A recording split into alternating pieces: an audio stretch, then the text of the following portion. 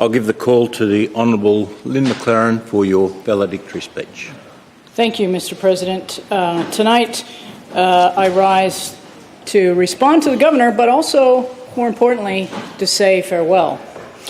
I acknowledge that we meet on Aboriginal land of the Whadjuk Noongar people, and I want to pay my respects first off to their elders past, present, and emerging. There are many in the public gallery that I wish to welcome, Kaya, and to acknowledge, and I will do so throughout my valedictory comments tonight. One person who is not here, who is already with the water. One person who's not here who is listening on the internet in the early morning in Oregon. And I'll get this over with in the beginning. I want to acknowledge her at the outset, is my mother, who has been a wonderful role model of independence, strength, and compassion. To Madeline and her partner Scotty in Medford, I want to say thank you for your support, your love, and your encouragement. When my mother and my father and I set out in the family car through the snow-covered San Bernardino Mountains towards LAX, that's the Los Angeles International Airport, in January of 1979, there was no way of knowing that the journey would lead to this teary farewell from the first American-born representative in WA Parliament in 2017. My home in the California Mojave Desert, which would see the trial of the first concentrated solar plant in 1981, was a long, long way from the Swan coastal plain, almost exactly half a globe away. But like any journey, it began with a spark of an idea, a rough plan, and in my case, the courage to improvise. It has been an honor and a privilege to represent the South Metropolitan region of Western Australia for the past 8 years. The region has a great many Aboriginal elders who carry its stories and share a wisdom of the oldest living culture on the planet with all who are ready to hear it. And I want to thank those leaders in our communities who have shared their knowledge and who have sought to educate me. In my 20 years in Greens politics in this region, I feel like I've only begun to connect to the land and its people. I've been humbled to bring a voice to many issues of the traditional owners. And I want to express my appreciation to the elders of this region who I have come to know just a little bit during this time in Parliament. The Reverends Seelan Garlett and Marilyn Garlett, to Marie Taylor, to Noel Nanup and Sean Nanup, to Trevor Wally, Dr. Richard Wally, who was just here for the opening, to Charlie Kickett, who I only recently met down in Rockingham, to Len Collard, to Matthew and Barry Maguire.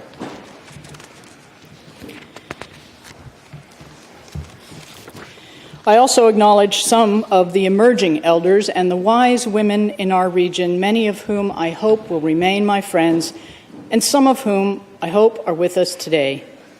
Della Ray Morrison, Carla Hart, Ingrid Cumming, Karina Abraham Howard, Dorinda Cox, Marianne McKay, and Tammy Solinek. There are so many more, I cannot list them all here, but I want all to know how I respect you greatly, and I am in awe of your resilience in the face of seemingly insurmountable challenges.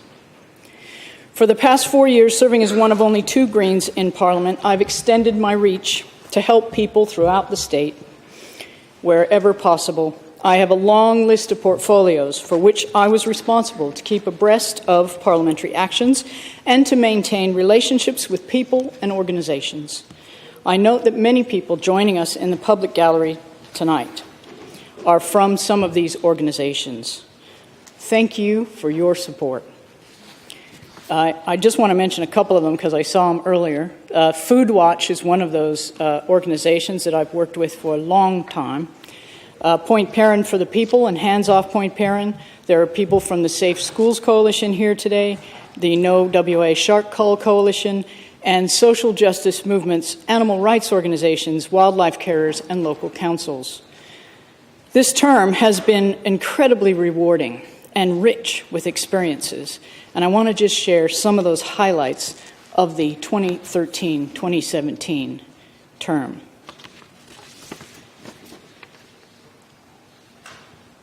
It should come as no surprise to any of you that the first thing I'm going to mention is saving Beeliar wetlands. At great environmental cost, and what I imagine has wielded a terrible impact on the spiritual, cultural, and historical sites in the area near Bibber Lake, North Lake, and Coolbalup bushland, in the weeks leading up to the election, we saved Beeliar wetlands from the construction of the Roe Highway Stage 8 extension. Thousands of people took part in almost daily demonstrations, rallies, and protest actions. The local wetland protectors, the wildlife carers, and spiritual custodians were generous in sharing their knowledge. We learned about nonviolent direct action. We formed affinity groups. Mums became liaison officers, musicians became organizers, and individuals became a community. Several people were arrested and charged. Many were fined. Some charges were subsequently dropped or lessened. The actions of the police have been subject to complaint, and an inquiry has been requested. The wheels of bureaucracy are much slower than the courts.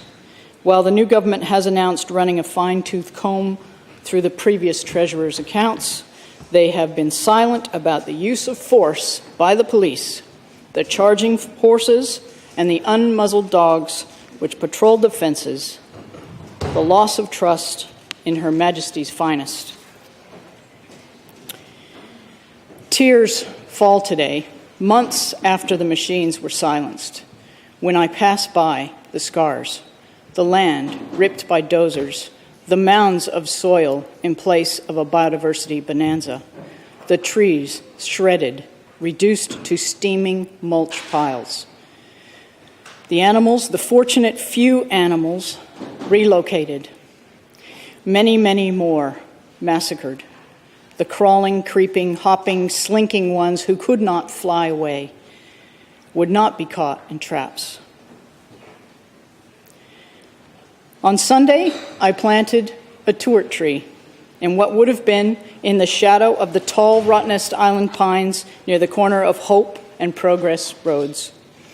It would have been in the shadow of those ancient pines had the contractor not chopped off the tops, leaving stumps which still tower over the now barren landscape, a stone's throw from the riverbank where the Beeliar people once camped. Hundreds, perhaps thousands, will plant and weed and nurture the soil till the scars burst back into life, now that the election is won. Bitterly, I reminisce of the rally in 2005 when Labour candidates said they would stop the highway. Like marriage equality, it is well past time for them to deliver. From little things, big things grow. How long ago? It was 2004, and I worked for the Honourable Jim Scott when Mark Hingston, Joe Branco, Professor Phil Jennings, and Felicity McGeorge, who is now Bairstow, and a handful of others alongside the Noongars, so long ago defended this patch from the Stevenson-Hepburn planned highway. I recall Joe holding on to an EPA report from 2004, which said Row 8 should never be. They knew it then, and the Liberal Party in government knew it before, in 2016, when their pollsters reported their party's demise before the bulldozers and the police were deployed to destroy and to defend the destroyers. I have to say it. This is my last parliamentary speech, and I have to say it. Shame on you. I have looked into the eyes of those very young girls and boys who came to their beloved wet bushland, wonderland, nature playground to watch the machines rip it apart. They hoped it would stop because their parents were protesting. I know the cost of your policy, the lack of vision, the alternatives, the respect for nature, and now perhaps you know it too. Perhaps because you so comprehensively lost the election, you will rethink the link. The lost boys, the once liberal members of Jandakot, Southern River, and Bicton are among those who paid the price. I am reminded of a verse. They would not listen. They did not know how. Perhaps they'll listen now. Over my time in Parliament, I've been an ardent advocate for planning with environment at its heart. And because of the significance of the Row 8 campaign in the state election, I just wanted to outline our tireless work. Since 2005, I've been asking questions about the EPA, the environmental approvals, the land acquisition, the ACMC, which is the Aboriginal Cultural Materials Committee, the MRS amendments, the federal funding, the implementation conditions, the business case, the contracts. There is still much work to be done in this term of Parliament, and I regret not being here to see it through. March 2012, I moved a motion to initiate an amendment to the Metropolitan Region Scheme to delete the zoning of the road reserve of the area proposed for Row 8. I asked a question yesterday about this government's plan for that, and we did not get a decent answer. I implore you members who have this responsibility now, as I leave this chamber, to ensure that work is done and with haste. That was unfinished business that needed to be completed, and a great cost has been paid. Please do that. If you've learned anything from this election, do that, because the people have spoken in their numbers. In August 2015, I presented a petition calling for the Legislative Council inquiry to investigate the alternative proposal for an outer harbour. That was unsuccessful in this chamber. I have written to the Auditor General now, requesting that their office undertakes an investigation into the government's decision-making processes for the Perth Freight Link. I actively supported the Aboriginal Heritage legal case, as you know, with questions month after month, waiting for papers to be tabled on the very last day. Eventually, we got those papers. I put forward alternatives. It wasn't just complaining. I wanted to put forward alternatives. That's what the Greens are here to do. And I put forward the alternative for the outer harbour and the transport solutions. I worked in partnership with those communities, the Save Beeliar Wetlands people and the Rethink the Link people. I attended numerous community events and I spoke at many rallies. And if anyone was following me on Facebook, every morning I was doing a live broadcast directly from the area so that Australians knew what was at risk and how people were prepared to stand up for it. Most recently, during the election campaign, I called for a parliamentary inquiry with the following terms of reference. The decision to invest more than $500 million of taxpayer funds without conducting any business case or other stage of a gateway review. And I think maybe the Labour government, maybe your government is onto this now. Maybe this review into the Treasurer's decision-making processes will reveal something. This inquiry was also to look into the traffic modelling and the noise pollution, the breaches of environmental conditions, including inadequate offsets and failure to follow the management plans, including in relation to fauna, which is so well documented of what happened to that fauna. The destruction of the known spiritual and archaeological sites, and the handling of serious health concerns in relation to asbestos. This, members, was This was on my wardrobe when I went down to the Beeliar Wetlands to protest. We were in fear of asbestos, and we were given these masks. And this was a serious concern. And that has yet to be investigated. So please, please do that for me. look into that and make sure that WorkSafe did its job. And why didn't they, if they didn't? And who is at risk? And why is there asbestos still covered? What's going on down there? The Environment Minister is in this chamber. We are delighted, to have a new Environment Minister, and I really do ask you to take this call up. There is even more work to be done now in the aftermath of this destruction, and I lament not being here, and I couldn't help but use part of my valedictory remarks to set this to-do list for you. It's hard for a Greens activist to, be in a position like this, to be able to voice concerns and bring issues to the Parliament, and then be no longer here, be silenced. Next week, I'll be silenced. It will be up to you. It'll be up to the opposition. And the opposition were the ones that made this decision. So really, I depend on you to do this. Now, there are many people. There were 213 arrests made. And think about that. 213 people were arrested trying to stop something from happening, which as soon as the government got in, said they weren't going to do. So what justice is there for those 213 people who acted in the public good, whose actions were vindicated, I would argue, in the end? Each one of them has a record of assault or trespass. What happened? Let's think about those 213 people who were courageous in their activism. The legal team supporting the people who were arrested are calling for a minority of the police who they believe acted unlawfully to be investigated.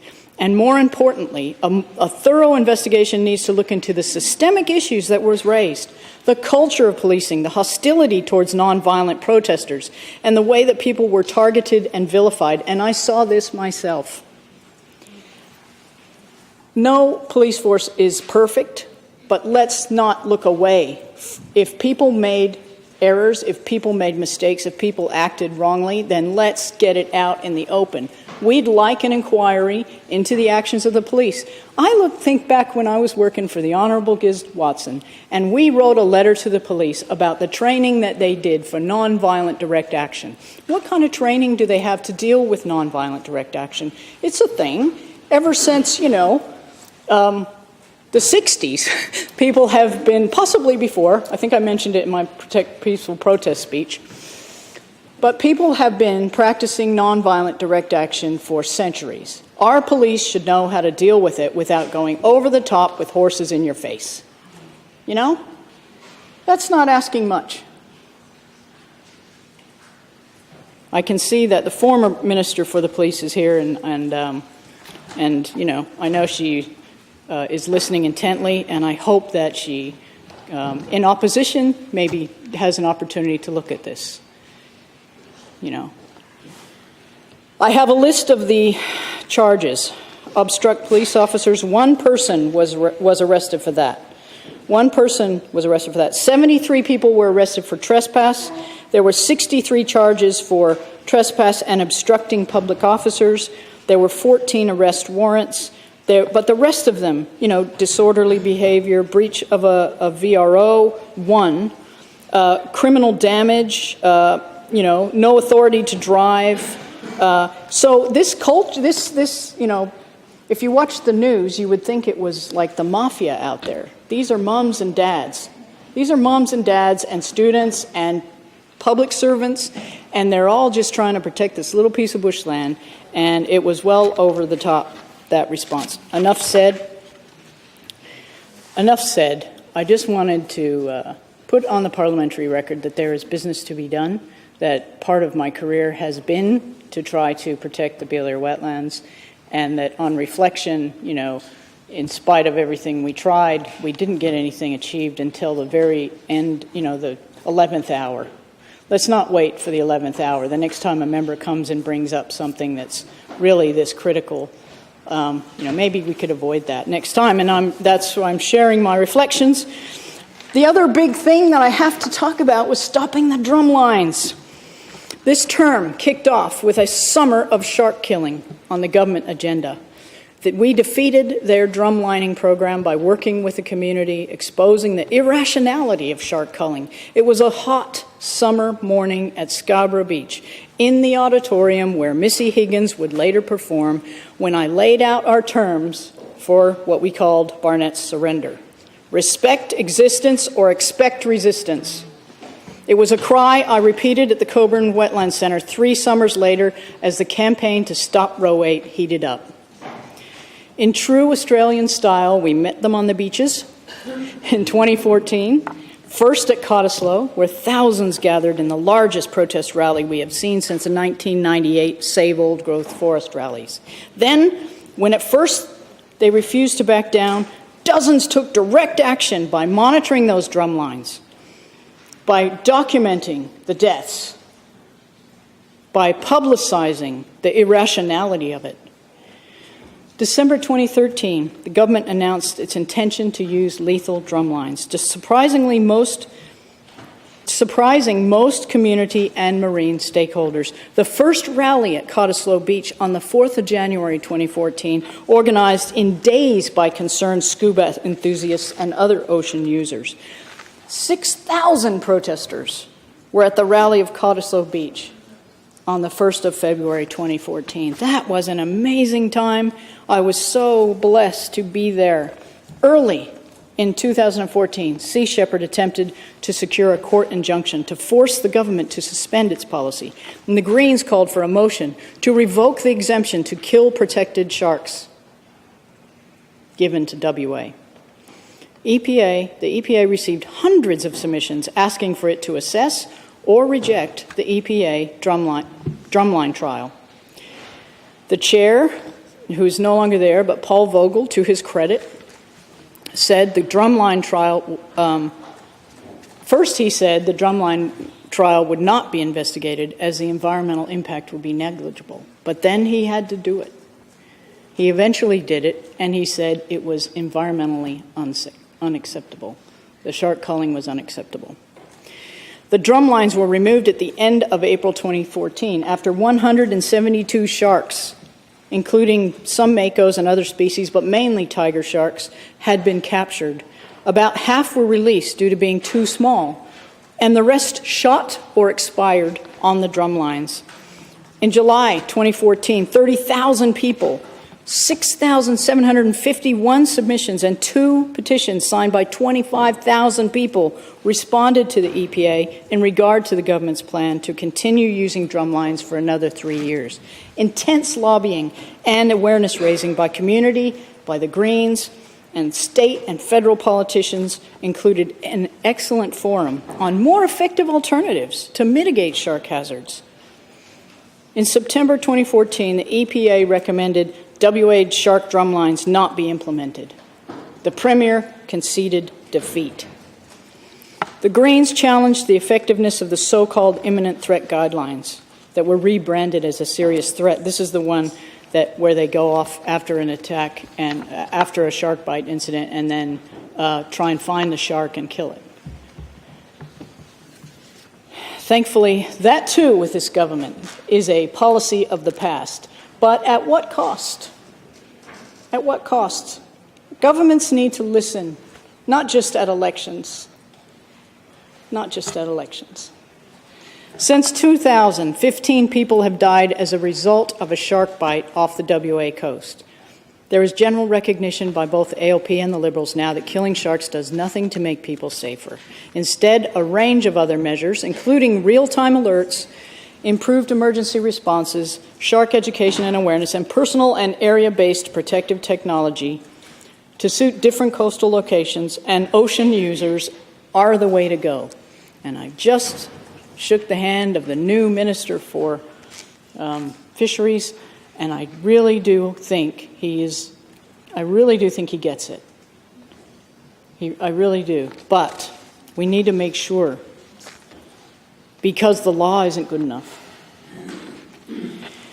Other successes of this past term include the defeat of forced amalgamations. We also protected peaceful protest by stymieing the bill in the upper house. How long? 18 months? Yeah. I want to thank Irma Lockman and the people who formed a coalition of groups to oppose criminalization of democratic protest. And it could be dramatic as well. But yes, we did a good job there, and I noticed the police minister again is here. But we did feel that that was a bridge too far, and we weren't alone. In the end, we had the United Nations human rights experts read out in this House. So, obviously governments try things, don't they?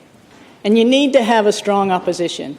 You need to have people who are alert, people who are, experienced, people who have been here and done that, people who care.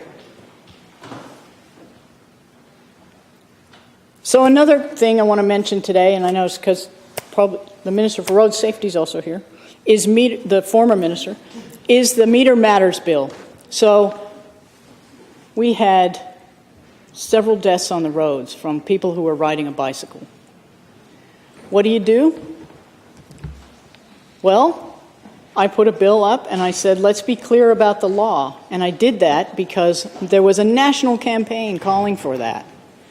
And I said, hey, we could do that in WA. We want to protect people on the roads. Let's do that. Well, now, after the election, government's interested in doing that. Why did it take all that time? 2012 was the time when I introduced that bill. And several people died on our roads.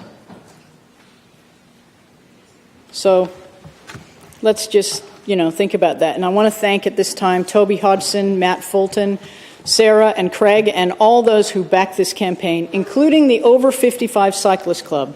Maybe now I can join you on a bike ride. Now, the other thing I need to mention, of course, and I already mentioned this today, is the GMOs. We had a speech today honoring the memory of the Kim Chance, the former agriculture minister. So that gives you an idea that this issue, too, has gone on for years, for successive governments, Liberal, Labour, Nationals, all been involved in this. And the Greens, thank goodness. The Greens in the balance of power actually did a great job in holding off GMOs in this state for many, many years. This too is a campaign that I worked on for many years. And, it's hard to let go of these campaigns. I'd love to continue working with this. There are many campaigns that are still waiting for that moment when they finally meet their goals, like the food and farmers' rights movements, who are still toiling to make a GM-free WA possible. And I worked for years, and I want to thank Steve and Sue Marsh, Janet Grogan, Maggie Lilith, and Shirley Collins, and in particular Bob Phelps from Gene Ethics, and Madge and B. Winfield, and there's another long list of dedicated farmers who we've stood beside. And, there's a march coming up for this. So if you're keen about this, there is a march coming up, I think, on the weekend. And many thanks to my former research officer, the multi-talented Louise Sales. She supported me so well through that campaign. We've lost her now to Tasmania, I think. But I want to thank her. Now, I want to just mention, it should come as no surprise to any of you that in many of these earth-protecting campaigns, women are front and center, driving, steering, and at its very heart. From the days of the late Mary Jenkins, an indefatigable feminist in the South Metropolitan region, to the ever-present former Senator Joe Valentine, women have seen what needs to be done. They've rolled up their sleeves, they've crafted a new phone tree, and they got the party started. Natalie Banks is one such woman of the No Shark Cult Alliance. She left her government media position to join Sea Shepherd. Today from Dubai, she wrote, quote, "When I first thought of rallying to stop the WA shark cull, never in my wildest dreams did I imagine the outpouring of support for one of the most misunderstood creatures. I have never experienced anything like it, and I feel that I may not ever again. But shark lovers, every day you give me hope for the future. Your words and actions compel me to move forward for a better world." Unquote. The recent Rethink the Link and the Save Beeliar Wetlands campaigns brought Kim Dravnieks and Kate Kelly into the limelight, and they were surrounded by powerful women, including Felicity Bairstow, and a very long list going back decades and stretching long into the future as the wounded land is healed. And at one point in the campaign, we pitched a photo idea to the West to photograph all the women at the campaign's heart. The list grew so long, it may have been the reason that the West declined. They need to be a broadsheet for that. Now, I don't mean to diminish the activism of men in WA who are also tireless in their efforts. In particular, I want to single out Robert McLean, John Lawson, and Sean Van Alpine. A group of mates who formed the Numbat Task Force over many years of tracking and photographing their favorite woodland animal. They have grown to be the state's most successful wild numbat protectors, and they were instrumental in the intervention that halted a landfill which threatened some of the last remaining numbats in the wild across Australia. So good on you guys. And that's one of my highlights of my campaign, to know that, of my long time in Parliament, to know that we played a role in highlighting that problem, that my staff worked tirelessly to figure out how could we appeal to the minister, how could we make the end of this. Is that for me?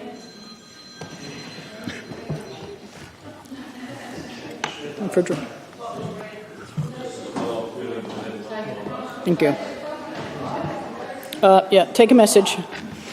There are so many campaigns and so many women at the heart of them. I cannot possibly do justice to list them all, but I want to make mention of the animal justice campaigners. Katrina Love and Sandy Ronsley of Stop Live Exports, who I've worked with for years, Amy Wilkes of Animal Amnesty, and today, Alana and Andrea of Free the Hounds were at the steps giving us that petition. But the list goes on and on and on. And I just want to now express my thanks to them for working with us, for giving faith in us, and for trying to make this a better place for creatures that don't have a voice.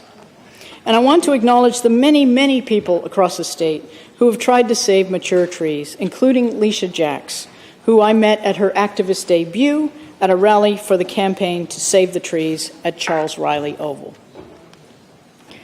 Working in my electorate has given me an opportunity to help many of my constituents. Among the individuals we helped is a public housing tenant who was bullied, possibly by her neighbors, and I saw the scorched entryway to her small apartment and listened as she recounted the trouble she experienced getting someone to listen, someone to help. We did help. We got her a new accommodation. Everyone who is a member of Parliament has had these issues.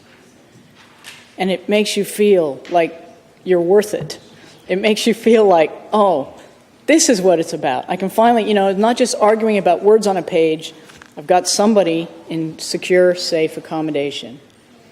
So I am so grateful for those opportunities. You don't get that much in life to help people directly like that. And being a member of Parliament gives you that opportunity. I recall many hours of debate on the Residential Tenancies Act where I tried unsuccessfully again and again to amend the bill. Then, for years afterwards, speaking up for the disproportionate number of Aboriginal people who were evicted as a result of that housing authority policy. I did everything I could as a member of Parliament. I had the best research. I had help drafting the amendments. But the will was not there in the government to change that legislation. So that's frustrating when you're working time and time again and you cannot change it. And then you have to deal with the consequences of it because somebody didn't agree. There is much work to be done for the homeless. Every single member of Parliament has a responsibility to provide help, and I would argue to actually end homelessness. This is not pie in the sky. This is something we can do. There is an action plan. Why not just do it? The Greens in the last election campaign launched a policy which is to end homelessness. I met with a roundtable of groups who are serious about this. This is serious. This is not a, sketchy plan. This can actually be done. And all we have to do is set our minds to it. We have to have the will to do it, and we have to pursue that goal and put people in charge to do it. It's possible. We can do it. Why not? The benefits of housing the homeless, of ending homelessness, of reaching in and solving the problems that keep people homeless are exponential. We can do it, but we have to have that will.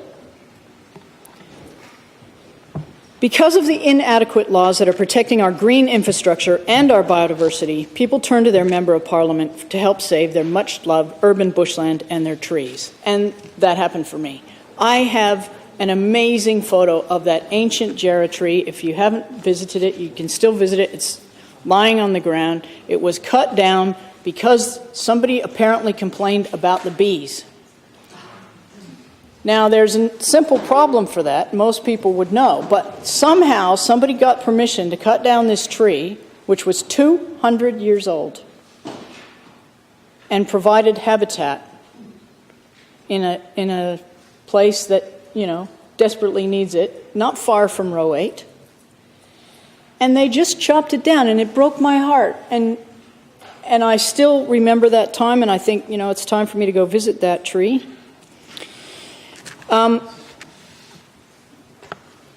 Stories like that are rife throughout our area, throughout the metropolitan region in particular, where people love their local trees and they're knocked down. The law needs to be changed. We have to be able to protect these trees. We have to find some way to protect mature trees on a grand scale, because our biodiversity is being destroyed right before our eyes. I remember saying it in 2009 when I first got elected. We've talked about it a lot over the last 8 years, but nothing's changed. I'd like a model local law that protects mature trees. I'm not here to fight for it. Please. Please. Thankfully, Robin will be here. It's on his list. He's now.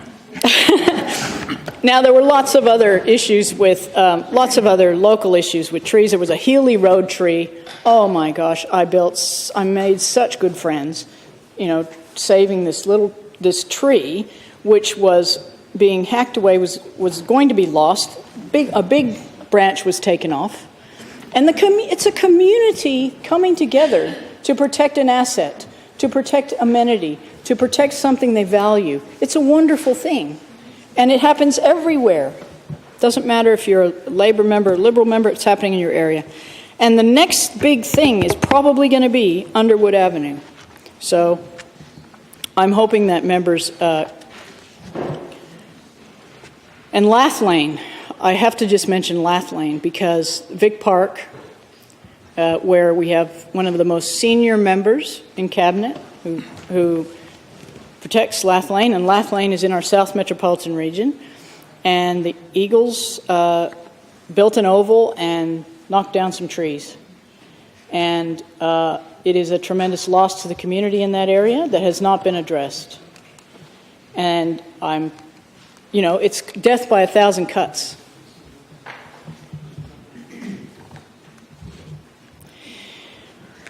I hope you're getting some sense that this journey that I talked about at the beginning is a marathon. It's a marathon, it's not a sprint. There are times when you sprint, but you have to be able to go with the issues that are in front of you. Greyhound racing came up, who knew? But there was an expose in New South Wales, and then it became business. So being flexible and being able to be impromptu, being able to address issues as they arise is very important, because that's the opportunity for change. And so they've asked us in our valedictories to try and give members ideas for how to approach, the new term. And I would say that was the most successful strategy I had, where you are able to retool and address the issue that is the hottest issue of the day at that time. Sharks is a perfect example. Who knew that I was going to be a shark champion? But it's important that you respond to the issues of the day. And I want to thank the Greens in other states because through this 8 years, I have worked collaboratively with them. I have truly enjoyed working alongside them on campaigns to improve our society, to protect the planet, and to be a voice for the voiceless. Thank you to my friends and colleagues in the Senate and in the state parliaments and in Green groups. I particularly want to acknowledge just some of those Greens MPs I've worked with over the years who've stood up for animals. Christine Milne, Lee Rhiannon, Tammy Franks, Maureen Faruqi, and the late John Kay and Sue Penneque have all been my comrades who have, shared my pain and shared private members' bills and, worked across state boundaries in order to collaborate. And when you're a minor party and there's only a few of you, working together across state boundaries, was a really successful strategy for us. And it's only because of our common bond and our common goals in green politics that made that possible.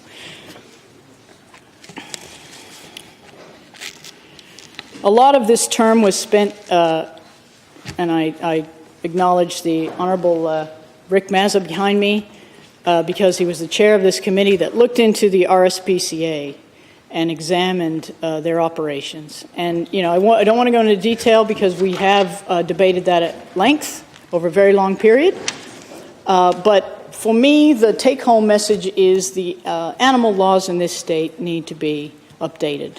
And I'm hoping that the Animal Welfare Act is reviewed in this term and that it is strengthened, not weakened, but strengthened across the board. And I'm hoping that, I read that in the paper, if I'm reading the paper, possibly online, that the Animal Welfare Act is reviewed. It has been my solemn responsibility, as well as my great joy, to be a voice for animals over the last 8 years. It is one of the areas in politics which is growing in significance across Australia, and it's long overdue. I've already reflected on the success we had in protecting sharks. It was a hard-fought victory over many months, with a range of powerful and creative advocates in several areas, backed by experts both here and abroad. But if only the law had been strong enough in the first place to protect them. I tried to protect free-range farming from watering down of the labeling laws so that consumers could help to improve the welfare of laying hens. If only the law had been strong enough in the first place to protect them. I tried to stop the overbreeding of greyhounds and the use of them in a sport which causes traumatic injury, leading to euthanasia on a regular basis. If only the law had been strong enough in the first place to protect them. By appealing to the minister, I was successful in helping to save a small population of wild numbats near Dryandra. But the law really should have been strong enough in the first place to protect them. This is the work left undone, to reform the law, which is supposed to protect animals and to ensure their welfare.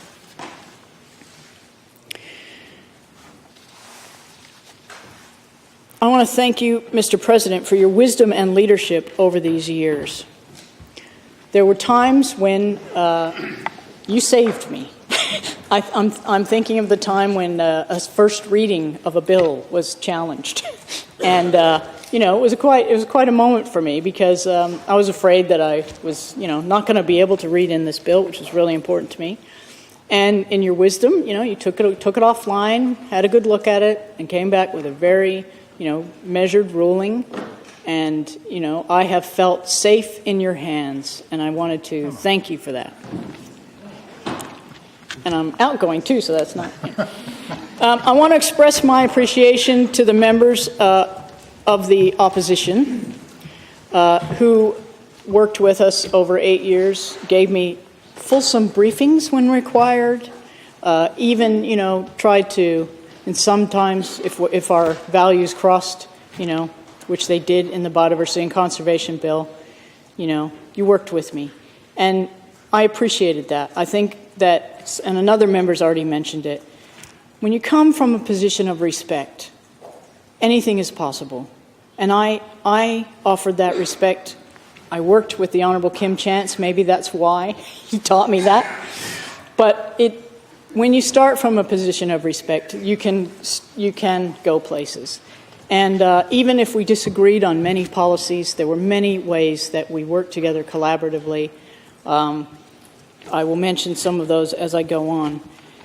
I want to thank also the members of the Nationals, particularly Colin Holt. It's been a pleasure to work with you over these 8 years.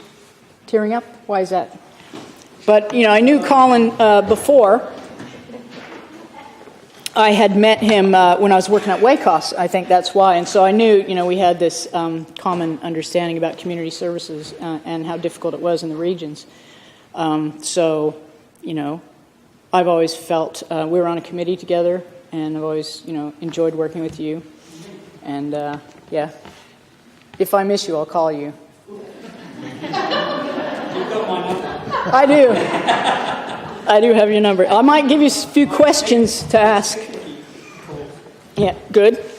The work we do is mostly determined by the government of the day, who control the agenda and they set their legislative priorities. In Parliament, I debated 92 bills this term. I'm glad you were paying attention. And 38 in the previous term. That was a bit light on because there was 4 of us. I did a total of 130 bills. I moved several amendments, and in the last term, 2 of them were passed. That was exciting. I developed 4 bills of my own. And I had carriage of the Greens biodiversity bill that was introduced by the former member, the Honourable Giz Watson. So I've had quite a workload, and I'm going to mention it here. I'm looking forward to a break.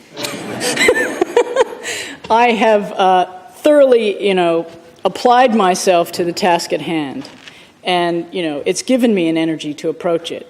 But it's a lot of work, and especially when it's on a million crime bills and 1 or 2 environment bills. It was a hard slog.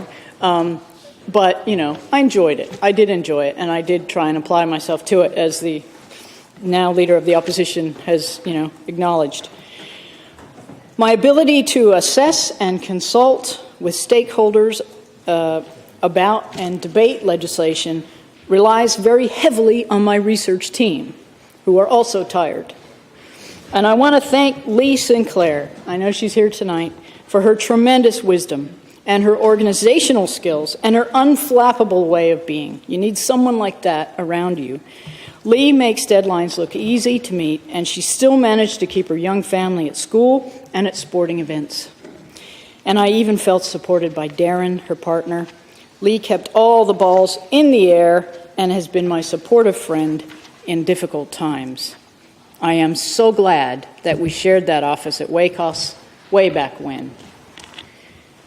I also want to acknowledge and thank research officers Caroline Perks and Denny Lawrence for their expertise and the wonderful contributions that they made this term and the previous term.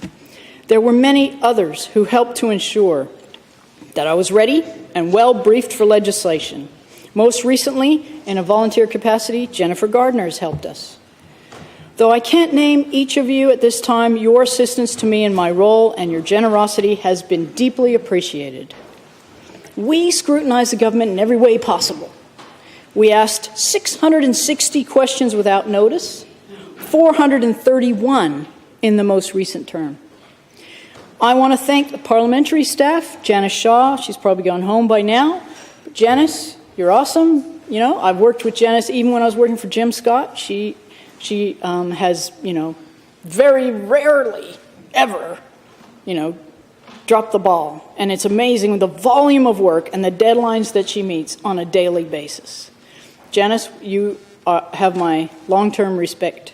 And also Chris Hunt, who manages these questions on notice. And Chris, who took us through that transition to be online. Don't know how you did it, mate, but thank you very much. And I am so glad that my staff know how to do that. I also want to thank the very professional officers who assist us with the business in this chamber. I want to thank the clerk, Nigel. I want to thank Paul Grant. I want to thank Grant Hitchcock. I want to thank Renee Jewell, Paul Laban, Brian Kahn, Lisa Pirelli, and Jackie and Haley. There is no way that I could have done this volume of work unless there was support at every turn. So just little things like, making sure there's water. You don't, and making sure that, you've got a lectern, but also making sure that you also feel respected. Because sometimes you get a bit argy-bargy in here, and they are a great neutralizing impact of just, knowing that, you can look at someone and say, can you just, give me a piece of paper? So I served on the legislation committee this term, and the Honorable Ron McSweeney was our chair. Thank you very much. It was a pleasure. Well, it was tough being on your committee because we had work to do. We did 15 reports. I think I managed to substitute out for a couple of them. But that was a lot of work, and it was very, very detailed work. The demise of the crown. Talk to me later about that. Yeah. The Honorable Donna Farragut was on the committee as well. Yeah. So I also served on that select committee into the RSPCA, thanks to the Honorable Rick Meza, and I want to thank the committee officers that supported all those committees. Mark Warner, Samantha Parsons, Alex Hickman, Suzanne Valletta, Neem Corbett, and Denise Wong. There are so many people in the background, and I have felt, over the last 8 years, the professionalism in this place is outstanding. And, I just checked that Hansard got that, because if it's not in Hansard, it never happened. And Hansard have been tremendous for me. Some of them have problems with my accent, but we've managed to make most things, even better than how I'm saying them, which is nice. Thank you, and I appreciate that. Over this time, I have hosted 3 Pride at Parliament events. And those Pride at Parliament events have been supported by every other party here. I see Martin's nodding. Thank you very much for co-hosting. Jackie co-hosted. The Honorable Michael Mission co-hosted. The Honorable Helen Morton. That was a wonderful year that you co-hosted. And it made a big difference to the community, I'm here to tell you. They really like it. They really want you to keep doing it. The Honorable Stephen Dawson, who is also a co-host, consistent co-host. And it's just a way to bring that Pride Month, to the significance, I guess, and the importance of legislators into a cultural month of pride. And it was a way to build relationships. I hope that all of you have managed to continue, to keep those communication lines open. And, we invite the media. It's a great opportunity. And it has been my absolute pleasure, one of the highlights of my 8 years, to be able to host a party, a cross-party party for the community at which I feel, so connected to. So I want to thank all those members who found it in their, heart to be generous and co-host those things. I also initiated a Parliamentary Friends of Bandy Up group, which didn't go down so well. I would really love the rest of you to pick that up. That was like one stretch too far. Now, it's a great idea. Please, the Parliamentary Friends of Bandy Up would be a great thing, and I can put my people in touch with you. The women who are there. So, yeah, it'd be nice if you're interested, Liz. It might be a good thing. Won't be here.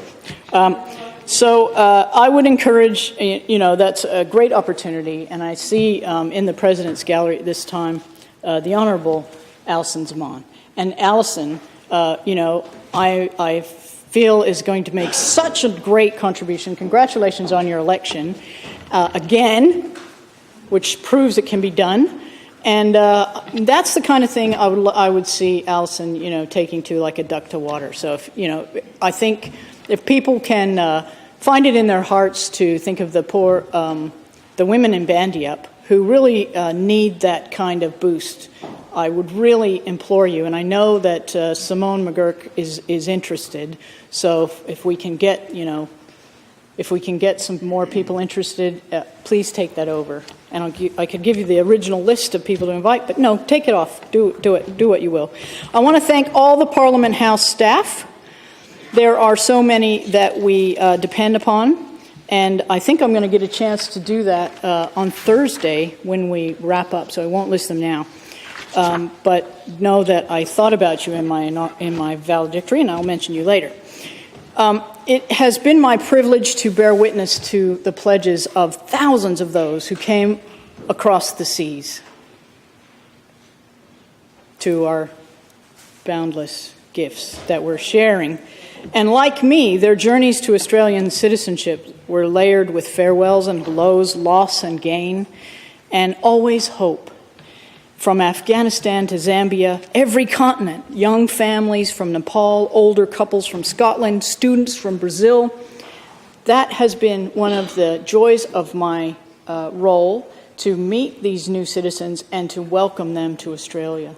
And South Metropolitan Region, possibly more than any other region, just boomed with people from other countries in the last 4 years. And in the first 4 years, too. In the last 8 years, we have had a huge increase of population. So I have welcomed them, and I enjoy the multiculturalism that ensues.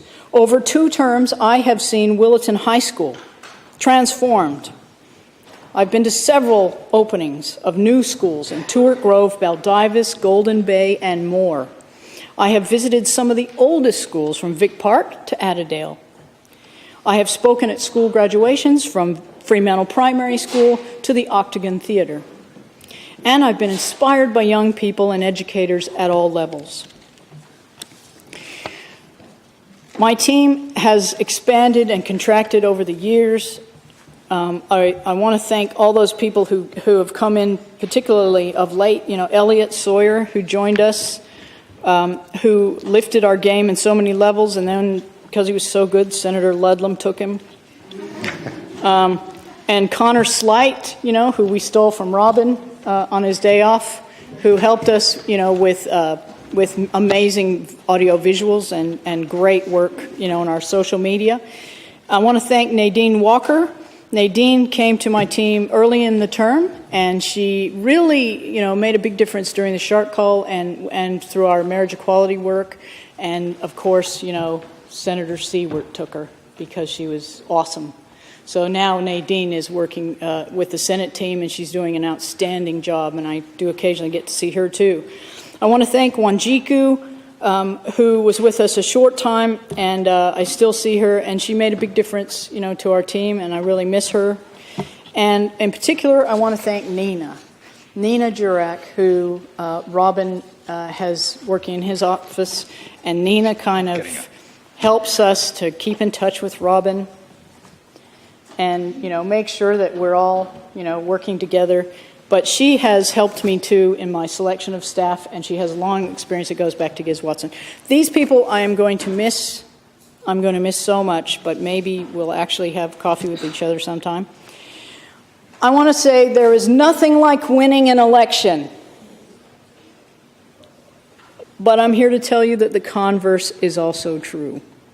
Losing an election is a uniquely unwelcome experience. To those 32,100 South Metropolitan voters who put the Greens first, above and below the line, I thank you. I know you did it. You don't have to apologize. I appreciate it. But we didn't get over the line. We increased the percentage of voters who chose Green first.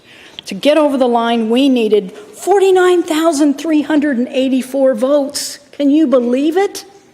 Nearly 50,000 votes in South Metro you needed for a quota. And it's more than any other region, by far. Not North Metro, but, it is more than most regions. It seems even more unfair when you look at those first preference voters in the other regions who did deliver their Green representatives. So 33,448 people in North Metro of a quota of 47,782 have a voice in Parliament. 29,810 are about to have a voice in the Honourable Tim Clifford, who was recently elected to the East Metropolitan Region. They have their Greens voice. There are 13,179 Southwest voters who will have a voice as of next week in the Honourable Diane Evers, who again is joining us in the President's Gallery. And she will bring once again a rural voice into this chamber. The mining and pastoral region, again, never say die, Robin Chapel, here again, representing the Greens in the mining and pastoral region. The system is not quite perfect, but it has resulted in the Greens doubling our numbers, which is the result we would get if we had true proportional representation statewide. So, on balance, even though personally it's a bit gutting, it's a great result for the Greens. This isn't the only problem with our electoral system, this, number of people that elect you. And it was revealed in the cold, stark light of that day on March 25th, the day after my birthday, when the results were declared in South Metro. In South Metro, unlike any other region where the Liberal Democrats fielded a candidate, the higher than expected vote for the Liberal Democrats seemed to be due solely to their position on the ballot, which confused voters who may have been looking for the Liberals instead. Preferences flowed to the Liberal Democrats from a starting position of just 13,000 first preferences. So, it's fair enough that those 32,100 Green voters in South Metro feel bereft this week as I leave the Parliament. There is, alas, nothing I can do about it. That is the system we have. Electoral reform should be on our agenda. Now, I want to congratulate the Honourable Sue Ellery for the comprehensive victory, because never before has Labour, 1955 or something, awesome win, awesome vote for Labour. And I do warmly wish you well. I would have loved to have been in a chamber with you and I am now for only a short time, but I like it already. But I would have loved to have, served in a parliament, in a Labour government. Every time Labour gets in, they push me out. 2005, same thing happened. So that's a bummer. And to all the incoming members, and especially the 4 Greens, and the Never Say Die returning Honourable Robin Chapel, I congratulate you. In the weeks since the election, I've been handing over a wealth of material to this awe-inspiring team. I look forward to listening to their inaugural speeches. It is with great sadness that I make my valedictory speech at this close of term. But as I have packed up my office, I've been reminded of the colossal privilege that it is to serve as a Greens Member of Parliament. The Greens have campaigned well in all the regions for the election, and we continue to increase the vote, even in the agriculture region, as well, under the leadership of wheat and sheep farmer Ian James. And I look forward to seeing him in the Parliament one day soon. In the South Metropolitan region, there are 3 new members in the lower house who relied on second preferences from Greens voters to claim their seats. The government should well remember this. No doubt the members for Bicton, Jandakot, and Southern River will remember.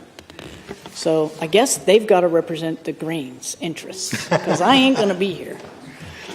Now, I do want to thank the South Metropolitan candidates who campaigned so well. I loved the team. Dorinda Cox, Thor Kerr, Mark Brogan, Louise Dickman, Martin Spencer, Ryan Quinn, Jody Freeman, Shannon Hewitt's here tonight, I saw him, Tony Pico-Sally, I hope she made it tonight, Jordan Steele John, James Mummy, and also the team that supported them: Pete Best, Luke Edmonds, Kate Davis, Liam Carter, my campaign manager. Look out for him. Awesome dude. Absolutely. Really up and coming. Thank you, Liam. And the South Metropolitan Greens of Robert Delves, Kim Drabniaks, Sonny Miller, Don Jex, Christine Cunningham, and Scott Ryan, who over the years have been my comrades and supporters, and I'm hoping that they will pick me up off the floor once I depart from this place and give me something useful to do with my life.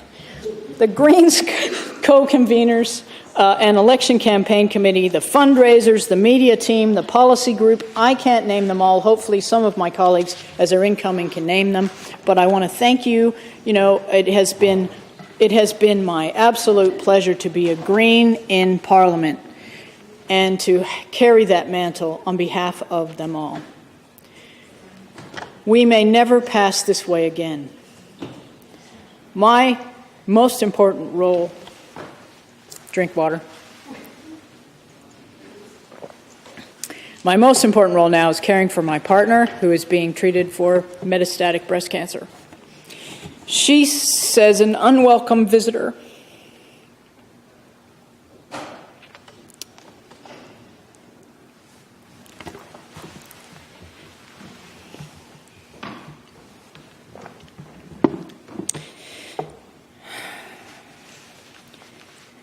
Has taken a permanent place in our lives. She says an unwelcome visitor has taken a permanent place in our lives. I look forward to sharing sunsets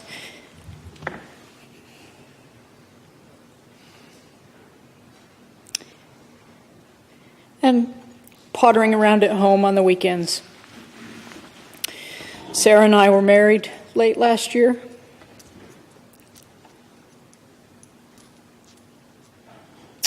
It's a bit too quiet. Because we really don't have the right to marry here. In 2012, I introduced a bill which would establish same-sex marriage in WA by amending state laws, including the Family Law Act and the Births, Deaths and Marriages Act. Since 2004, we have waited politely for the Australian Parliament to pass marriage equality laws. It is incredulous that the federal government is still balking at this long overdue reform.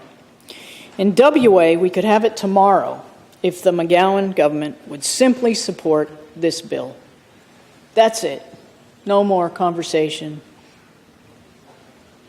Equality. Be brave for marriage equality. Your constituents are asking you for equal rights. It's not hard.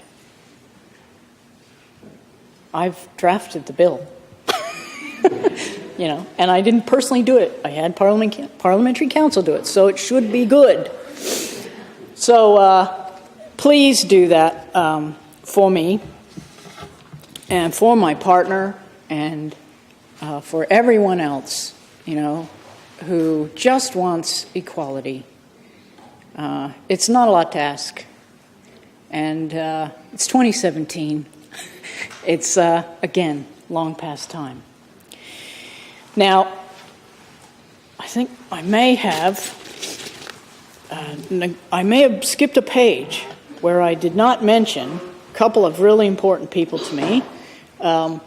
Erin Morton, who has been in my office for the last year, who has brought life and warmth and true gentleness, I guess, into our office. It has been a pleasure to have you in the office, and I wanted to particularly thank you for your work in organizing Pride at Parliament. Erin, trusted us that we would win the election, so she left she left her career and came into politics. So, I really hope that, you find your feet and find a new exciting challenge, and that you continue to blossom in new skills. It's been great to have you in the team. And Eloise Dortch, who I should have mentioned when I was talking at length about the shark call, has been also a tireless worker in my office. And the team that I have now is like family, and I will really, really miss you. It has been, I can't say it enough, it's just been so lovely. And we've all gone through tough times together. And I appreciate you being there for me to not only make sure that I did my job well, but also kept me, human, and kept me reminding me that sometimes I do have to have a break and spend time with Sarah. So I really do appreciate the team that I've had and how you have supported me. And I see Kyle there. I appreciate you too, Kyle. It's been great to be in your life these last 5 years, and it's great to see you there. And I hope that you get an opportunity one day to be down here and, maybe, hopefully, we will have already had marriage equality and, be looking after mature trees and all those things. I'll do a lot of that work for you. But, whether you have been a friend or a colleague, or whether you've been, just someone that I've encountered in my office and we've been able to help you, I want you to know you played a great role in my life, that you've, helped me to become a more fuller human being, given me an opportunity to be compassionate and to be understanding of difference and to learn new things, and also respect people even if they have a different way of thinking and a different value system than you. And I think that is such a great opportunity. And I know I can hear my father telling me that, that it's a really, important skill to have in life, and this is a good opportunity to have it here, as a member of Parliament and as a public servant as well. And I could not have done this job without the Honourable Robin Chappell by my side, who has been such a lovely man to work with. He's been a friend to me, and he's been my dinner companion when I've been grumpy. He's been very, very kind to me as I've navigated these waters, and I know that being successful in here relies on having a good buddy, and Robin's been that for me. And I now bestow that gift upon my colleagues, that my Greens colleagues now you can look after them and make sure that they navigate these waters well. That'll be fine. So, in concluding my remarks, Mr. President, it has been a journey that has been rewarding for me. It's sad that I'm going. I do feel sad going. But I have every faith that there's something on the horizon. There's a reason for this change in my career path. And that I will find a way to use the skills and the knowledge that I built up for the good of Western Australians, and hopefully I will continue to enjoy doing it, and maybe I'll have a little bit more sleep. It'd be really good. But I will hopefully find some way that I can repay the citizens of Western Australia for the faith that they put in me and the tremendous opportunity they've given me to represent them in this place.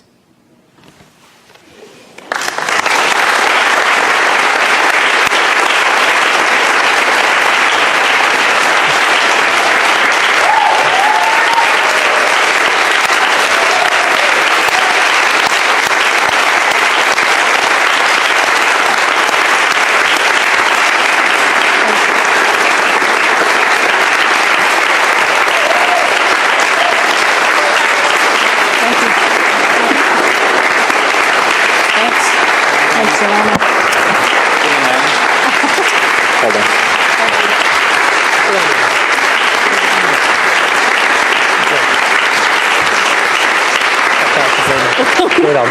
Thank you. Thank you very much. You're awesome.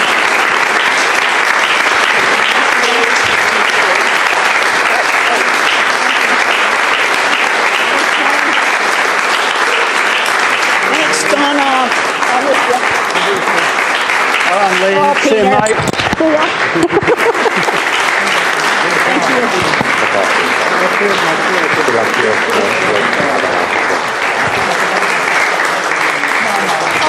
Good job, well done. Uh-oh. Still going. Thanks, Right. Ellen. Good on you, Lynn. Well done. Thanks, Rick. No worries. Take care. Thank you, members. Indicate that the next speech is going to be an inaugural speech, so I'd request that everybody in the chamber, in the gallery, respect that situation.